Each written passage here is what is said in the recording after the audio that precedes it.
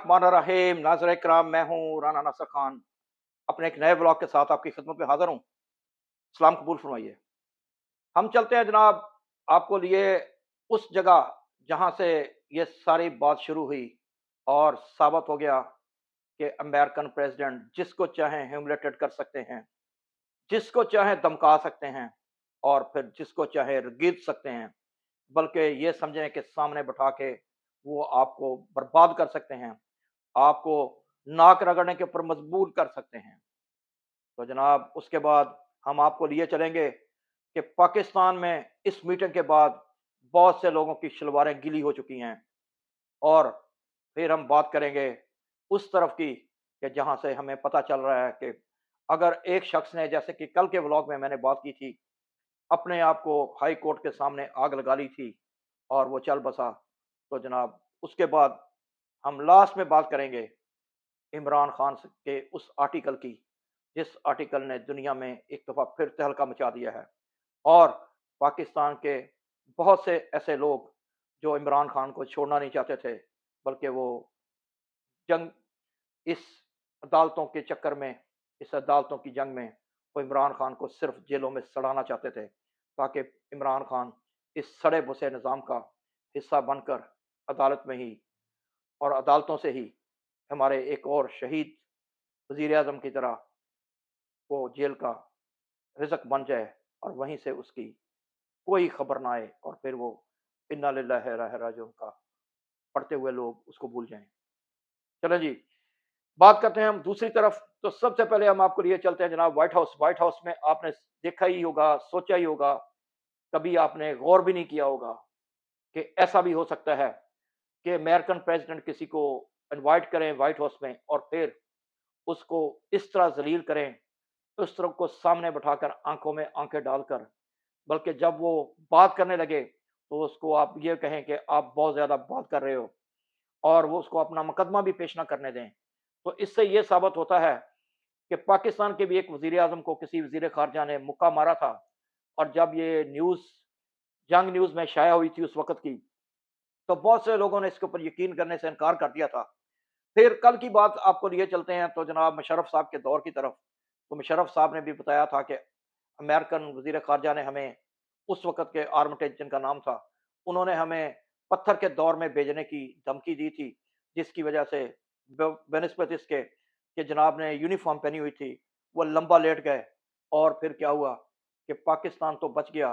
लेकिन पाकिस्तान बचा नहीं। बस ये समझे कि पाकिस्तान भी लेट गया और उसने अपने ऊपर से हर चीज़ को गुजरने दिया और उसका अंजाम यह हुआ कि आज हम 10 साल मुशर्रफ के और आज के दौर तक हम वो जो कांटा बोया गया था बबूल के कांटों की तरह जो आपके पाँव में लगते हैं, तो फिर आपको दर्द का शिद्दत से एहसास होता है। तो जनाब उन कांटों को अभी तक हम चुन रहे हैं, लेकिन वो कांटे हमारे हाथ में नहीं आ रहे और कांटे हैं कि उनका जाल से जाल बनता जा रहा है। तो मैं बात कर रहा था जनाब कि ट्रंप साहब ने जनाब ज़ेलेंस्की साहब को जब सामने बिठाया, तो उसके वहमो-गुमान में भी नहीं था कि जो ट्रंप साहब कल की मीटिंग में यूके के प्राइम मिनिस्टर से कर चुके थे, वो मेरे साथ भी हो सकता है। असल में ट्रंप साहब जो हैं वो इन सबको, जिन्होंने 75 साल से एक तरह समझे कि दुनिया की सियासत के ऊपर कब्ज़ा जमाया हुआ है, वो समझे यूक्रेन से लेके यूके तक सब अपना-अपना हिस्सा ले रहे थे। तो ट्रंप साहब ने उनको बताया कि अब गेम बदलने वाली है। अब आप लोगों का हिस्सा नहीं होगा। अब जो कुछ भी होगा अमेरिका होगा कि आप हमारे हमारे वजह से ही तमाम जंगें जीते हैं। आपको कल का जर्मनी याद होगा। ट्रंप ने ये भी याद दिलाया कि आप लोग इत्तेहादी-इत्तेहादी की बात करते हैं। अगर हम आपके इत्तेहाद में शामिल ना हों, तो आप जर्मनी की वर्ल्ड वॉर 2 भी नहीं जीत सकते थे। तो आज कौन सुपर पावर होता? यकीनन तौर के ऊपर जर्मनी होता। दूसरे लफ्ज़ों में आप ये नाज़रीन समझे कि ट्रंप ने इन सब मुल्कों को उनकी औकात याद दिला दी है। तो इस वजह से अब बहुत से लोगों की पाकिस्तान में भी शलवारें गीली होना शुरू हो गई हैं। क्योंकि उनको मालूम हो गया है कि जब नवाज़ शरीफ साहब ने जब ओबामा साहब के सामने बैठ के 2-3 दफ़ा पानी का गिलास पिया था, तो वो कबूतरों की तरफ देख रहे थे, ना कि ओबामा की आँखों में आँखें डाल के देख रहे थे। तो अब लोगों को समझ आ गया होगा कि अमेरिकन प्रेसिडेंट जब किसी को सामने बिठाते हैं, तो उसका फिर अंजाम क्या होता है। ये कल आपने यूक्रेन के सदर की तारीखी बेइज्जती से, तारीखी सबकी से आपने सबने देख लिया। लेकिन इसके पीछे की कहानी जो हमें मालूम हुई है, वो ये हुई है कि यही जो यूक्रेन का सदर है, ये जनाब जाके पेंसिल्वानिया एक अमेरिका की रियासत है, वहाँ पे जाके जो बाइडेन साहब थे, उनकी कैंपेन चलाता रहा है उन और अमेरिकन लोगों को ये बताता रहा है कि जनाब ट्रम्प साहब तो एक तरह के वो प्रेसिडेंट हैं कि जिन्होंने कभी भी दुनिया में इंसाफ का बोलबाला नहीं किया, और ओबामा ही आपका माई बाप है,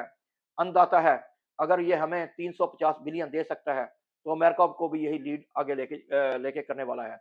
लेकिन ज़ेलेंस्की की बदकिस्मती कि ट्रंप व्हाइट हाउस में आ गया, और इस वक़्त हम देख रहे हैं फिर उसके साथ क्या हुआ। दूसरे लफ्ज़ों में यही समझें कि अब बहुत से जो दुनिया भर के प्रेज़िडेंट होंगे, प्राइम मिनिस्टर होंगे, वो ट्रंप साहब के सामने से जाने से घबराएँगे नहीं, बल्कि उनको शायद दौरे पड़ जाए दिल के कि वो व्हाइट हाउस की तरफ रुख भी नहीं करने वाले होंगे। क्योंकि उनको पता चल चुका है कि ट्रंप अगर यूके के प्राइम मिनिस्टर को रगेद सकता है, तो यूक्रेन के सदर को वो ज़लील कर सकता है पूरी दुनिया के मीडिया के सामने,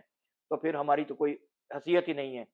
अब समझे कि अमेरिका में बहुत से प्राइम मिनिस्टर, बहुत से सदूर जो वहाँ पे सनद लेने जाते थे कि अब मेरी गलत या सही वज़ारत की या सदारत की, तो जनाब अब समझे कि उन सब की जो है वो सुबकी हो चुकी है, वो अब वहाँ के दौरे नहीं करने वाले। आगे बढ़ते हैं तो जनाब हाई कोर्ट की तरफ, तो हाई कोर्ट में जनाब आप समझें कि इंसाफ का रोना रोते हुए एक शख्स ने 5 साल के बाद, जब उसकी इस दुनिया में नहीं सुनी गई, तो उसने अपने ऊपर आग लगा ली, पेट्रोल छिड़का और हाई कोर्ट के हाथे में अपने आप को जला लिया। फिर क्या हुआ? वही हुआ कि अजल का फरिश्ता आया और उसकी जान लेके इस दुनिया से चला गया, और उसको नवीद सुना दी कि आपको इस दुनिया में तो इंसाफ नहीं मिलेगा, लेकिन इंशाल्लाह आपको क़यामत वाले दिन इन तमाम हरामियों की, ये जो इंसाफ के अपने आप को गर्विदा बड़े बैठे हैं,